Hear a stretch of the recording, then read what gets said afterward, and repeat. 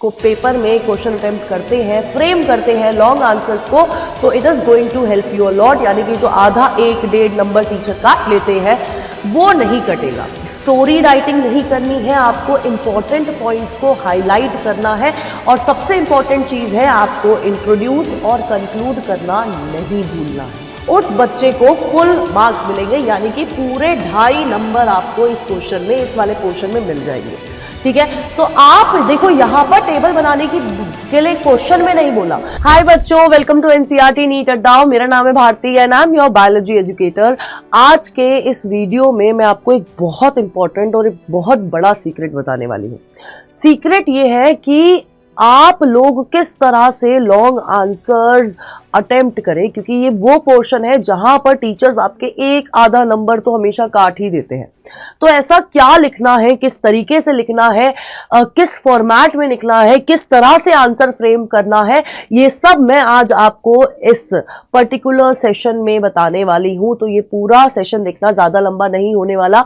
और खास बात यह है कि मैंने एक एग्जाम्पल क्वेश्चन भी लिया है जिसको मैंने खुद अटेम्प्ट करके यहां पर शो करा है और आपके लिए एक होमवर्क क्वेश्चन भी है। तो यार एक बहुत अच्छी निंजा टेक्निक है जिसके थ्रू अगर आप को पेपर में क्वेश्चन अटेम्प्ट करते हैं, फ्रेम करते हैं लॉन्ग आंसर्स को, तो it is going to help you a lot. यानी कि जो आधा 1-1.5 नंबर टीचर काट लेते हैं वो नहीं कटेगा। ठीक है, अब यार कुछ बातों का आप लोगों को ध्यान रखना है। सबसे इंपॉर्टेंट चीज है कि आप जब भी अपना बड़ा आंसर लिखते हैं, लॉन्ग आंसर लिखते हैं, आप पैराग्राफ में नहीं लिखेंगे। आपको कैसे लिखना है, आपको लॉन्ग आंसर बुलेट फॉर्म में या फिर सेक्शन डिवाइड करके, ऐसा नहीं कि एक साथ आपने पूरा भर ही दिया है ना, पूरा पेज। एक तो वो हॉरिजॉन्टल सी नोटबुक होती है, रेक्टेंगल सी नोटबुक होती है जो आपकी आंसर शीट मिलती है, वो पूरा आप भर रहे हो। नहीं, ऐसे नहीं करना है। आपको बुलेट पॉइंट्स में, पॉइंटर्स के फॉर्म में या फिर सेक्शंस डिवाइड कर करके आपको अपना आंसर लिखना है। ठीक है, कुछ भी अननेसेसरी नहीं लिखना है, स्टोरी नहीं बनानी है, कहानियां नहीं बनानी है। और स्पेसिफिकली उन एग्जाम्स में जैसे कि आपका बायो हो गया, आपका फिजिक्स हो गया, आपका केमिस्ट्री हो गया, यार इनमें आप स्टोरी बनाओगे ना, टीचर को पता चल जाएगा कि तुम्हें नहीं आता। ठीक है, तो यहां पर आपको स्टोरी नहीं बनानी है। ठीक है, दूसरी, अगर आपको कहीं लगता है यार इस वाले क्वेश्चन के अंदर अगर मैं डायग्राम बना सकता हूं, मुझे डायग्राम बना लेनी चाहिए, मैं इससे ज्यादा बेटर एक्सप्लेन कर पाऊंगा, तो वहां पर आप डायग्राम बनाइए। ठीक है, तीसरी चीज, आप अपने आंसर्स को फ्लो चार्ट के फॉर्म में फ्रेम कर सकते हैं, आप अपने आंसर्स को टेबल के फॉर्म में फ्रेम कर सकते हैं। एक तो आते ही डिफरेंशिएशन वाले क्वेश्चन है, differentiate between this and this, वो तो आपको टेबल के फॉर्म में करने ही करने हैं। लेकिन और भी क्वेश्चन होते हैं, ऐसा ही क्वेश्चन का एग्जाम्पल मैं लेके आई हूं जहां पर हमें टेबल बनाने के लिए बोला नहीं गया था, लेकिन हमने उसको एक नाइस तरीके से फ्रेम करा है, आपको दिखेगा। दूसरा, सबसे इंपॉर्टेंट चीज है कि आपको अपने पेपर में मेस क्रिएट नहीं करनी है। Your paper should be neat and clean. आप डायग्राम ड्रॉ कर रहे हो तो प्लीज पेंसिल से डायग्राम ड्रॉ करिएगा, उसमें कलर भरने की कोई जरूरत नहीं है। ठीक है, स्टोरी राइटिंग नहीं करनी है, आपको इंपॉर्टेंट पॉइंट्स को हाईलाइट करना है और सबसे इंपॉर्टेंट चीज है आपको इंट्रोड्यूस और कंक्लूड करना नहीं भूलना है ना।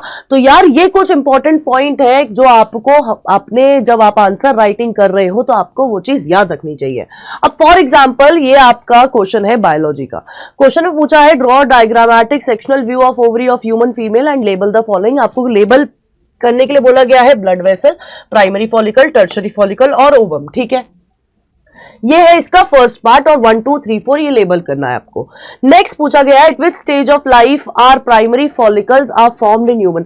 अब आप देखो डायग्राम आपकी 2 नंबर की है और ये वाला पोर्शन सिर्फ आपके आधे नंबर का है, यानी कि इसमें स्टोरी नहीं लिखनी है आपको बस इतना लिखना है कि आपको ये प्राइमरी फॉलिकल्स कौन सी स्टेज ऑफ लाइफ में बनता है।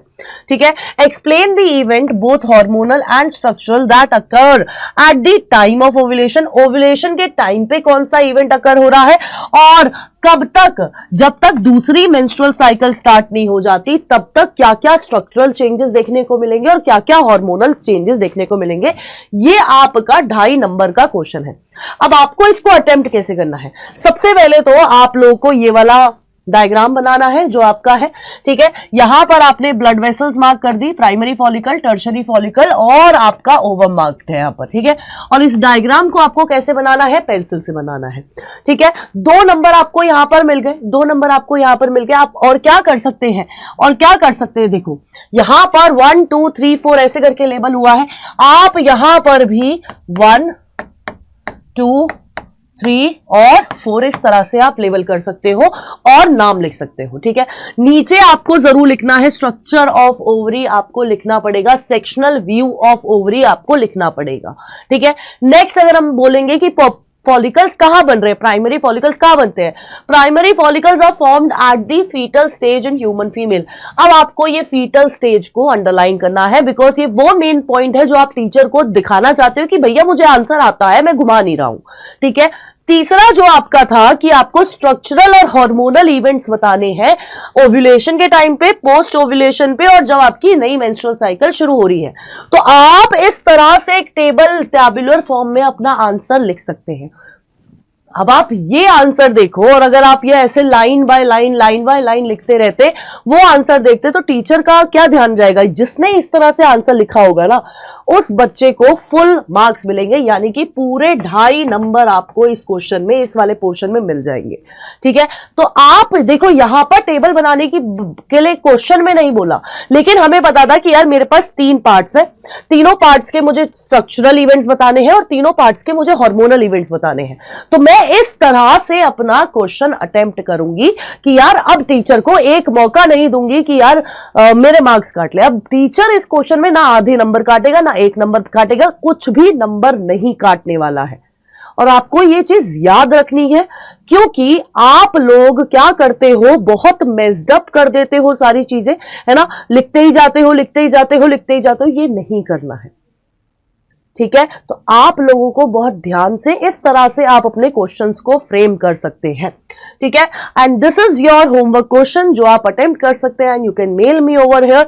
और कोई भी किसी भी तरह का डाउट हो तो आप कमेंट डाउन करिए। एंड अगर ये चैनल एनसीईआरटी नीट अड्डा 24/7 आप लोगों के सामने पहली बार आया है तो do subscribe our channel, and सबसे इंपॉर्टेंट चीज है प्रेस द बेल आइकन।